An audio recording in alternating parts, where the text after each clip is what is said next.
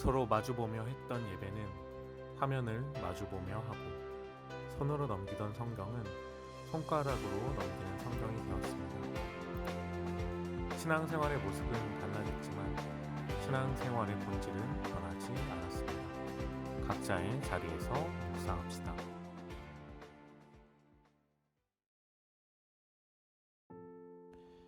(3월 28일) 월요일, 오늘 우리가 함께 묵상할 말씀은 마가복음 10장 13절에서 31절까지의 말씀입니다. 마가복음 10장 13절에서 31절까지의 말씀을 제가 봉독하겠습니다. 사람들이 예수께서 만져주심을 바라고 어린 아이들을 데리고 오매 제자들이 꾸짖거늘 예수께서 보시고 노하시어 이르시되 어린 아이들이 내게 오는 것을 용납하고 금하지 말라. 하나님의 나라가 이런 자의 것이니라.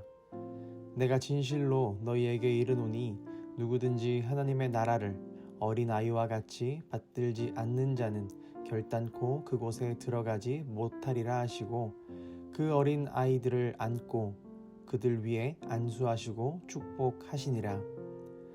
예수께서 길을 나가실새 한 사람이 달려와서 꿇어앉아 묻자오되 선한 선생님이여 내가 무엇을 하여야 영생을 얻으리이까? 예수께서 이르시되 내가 어찌하여 나를 선하다 일컫느냐? 하나님 한 분 외에는 선한 이가 없느니라. 내가 계명을 하나니 살인하지 말라, 간음하지 말라, 도둑질하지 말라, 거짓 증언하지 말라, 속여 빼앗지 말라, 내 부모를 공경하라 하였느니라. 그가 여짜오되 선생님이여 이것은 내가 어려서부터 다 지켰나이다.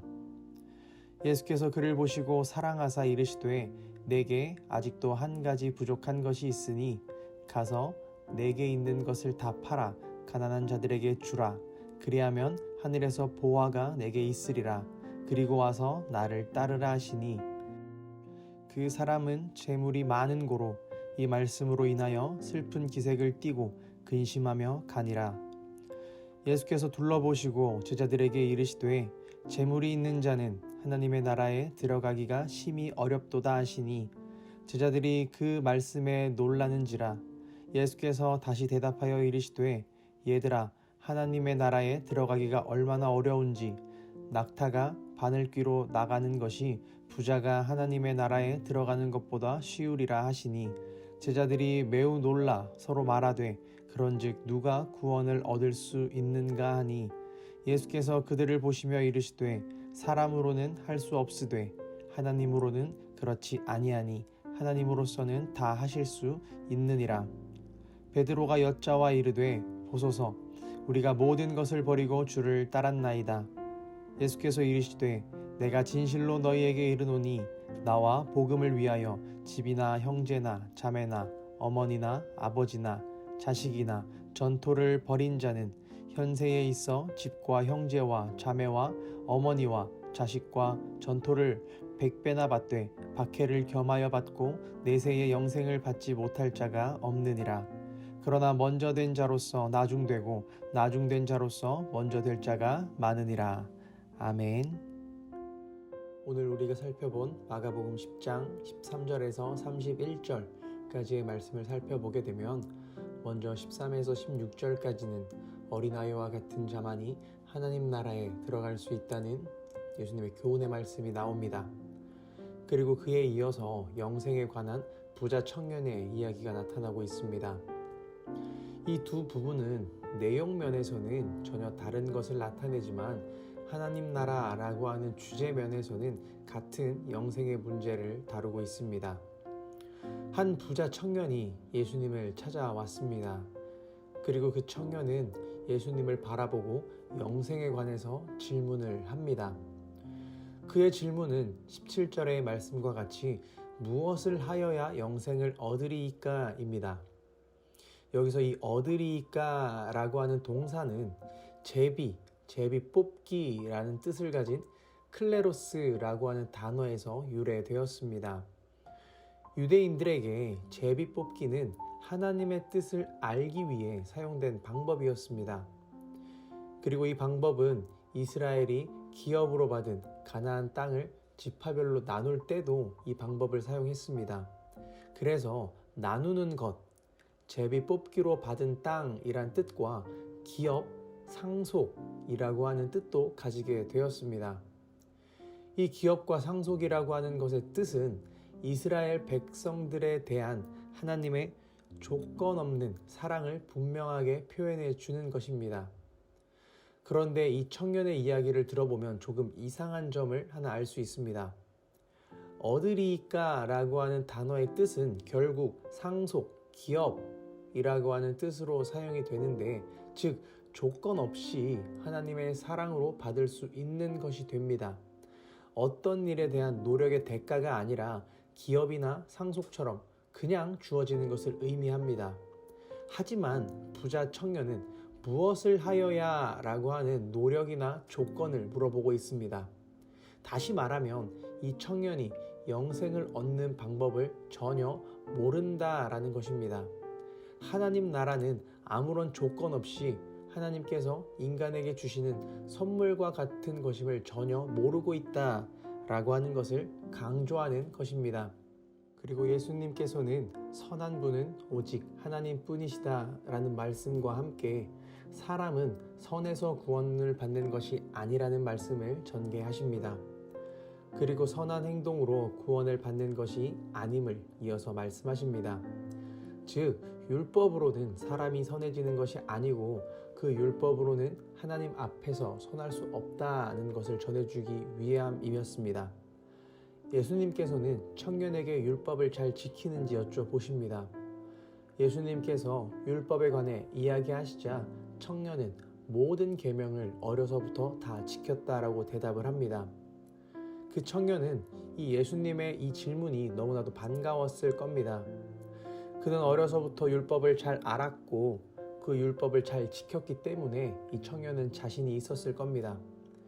하지만 예수님께서는 이 청년에게 다시 한번 여쭈어 보십니다. 그럼 너가 가진 그 재물을 가난한 사람들에게 다 나눠줄 수 있겠냐라고 물어보십니다. 예수님의 이 질문에 청년은 슬픈 기색을 뜨고 근심하였습니다. 청년의 이 반응은 이 청년이 율법을 지킨 자세를 말해줍니다. 이 청년은 율법을 자신을 위해 지켰습니다. 대부분의 유대인들은 전반적으로 이 청년과 같이 율법을 지켜야 한다라고 하는 의무감과 책임감으로 지켰습니다. 그래서 자기 의를 지켜야 한다고 인식했을 것입니다. 하지만 예수님께서는 진정한 율법의 의미를 알았고 그 율법의 의미는 죄를 알고 그 죄와는 멀어지라는 하나님의 사랑이 있다는 것을 예수님께서는 아셨습니다. 그래서 예수님께서는 청년에게 율법의 완성인 사랑을 너가 지킬 수 있겠느냐라는 것을 여쭈어 보신 겁니다. 아무리 선을 행하고 많은 율법들을 지켰어도 하나님을 사랑하고 이웃을 사랑하는 마음과 그 사랑이 없이는 아무 의미도 없다라는 것입니다. 하나님의 뜻은 사랑이라고 하는 것을, 그리고 그 사랑이 있기에 우리가 하나님의 나라를 상속으로, 기업으로 받을 수 있다라는 것을 말해주고 싶으셨던 것입니다.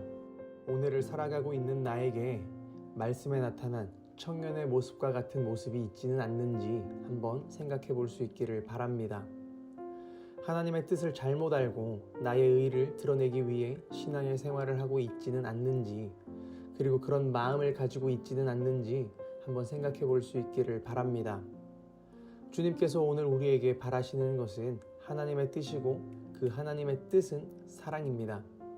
나의 의를 지키기 위해 사랑을 외면하고 있지는 않는지, 그리고 다른 것들이 우선순위 되어서 사랑을 외면하고 있지는 않는지 생각해 볼 수 있는 하루의 삶이 되기를 소망합니다. 사순절의 하루를 보내고 있는 우리의 마음에 주님의 사랑이 다시 한번 기억되는 하루가 되기를 소망합니다. 우리를 사랑하셔서 이 땅에 오셨고 고난과 고통을 당하심을 기억하고 우리를 사랑하셔서 그 생명까지 내어주심을 기억하면서 오늘의 삶 속에서 그 사랑을 기억하고 그 사랑을 전하며 살아갈 수 있는 우리 모든 꿈청될 수 있기를 소망하겠습니다. 함께 기도하겠습니다. 사랑의 하나님, 은혜를 감사드립니다. 오늘 하루의 삶도 온전히 주께 맡겨드립니다. 우리가 살아가는 오늘 하루의 삶 속에서 하나님의 뜻을 기억하기 원합니다. 사랑의 마음을 더 기억하기 원합니다. 그 사랑의 마음을 기억해 우리가 살아가는 삶 속에서 나의 의의를 드러내기보다 사랑을 먼저 드러내고 나의 생각을 앞세우기보다 사랑을 먼저 앞세울 수 있는 오늘 하루의 삶이 되게 하여 주시옵소서. 그 주님의 인도하심을 우리들에게 허락하여 주시옵소서. 감사드립니다. 예수 그리스도의 이름으로 기도드립니다. 아멘.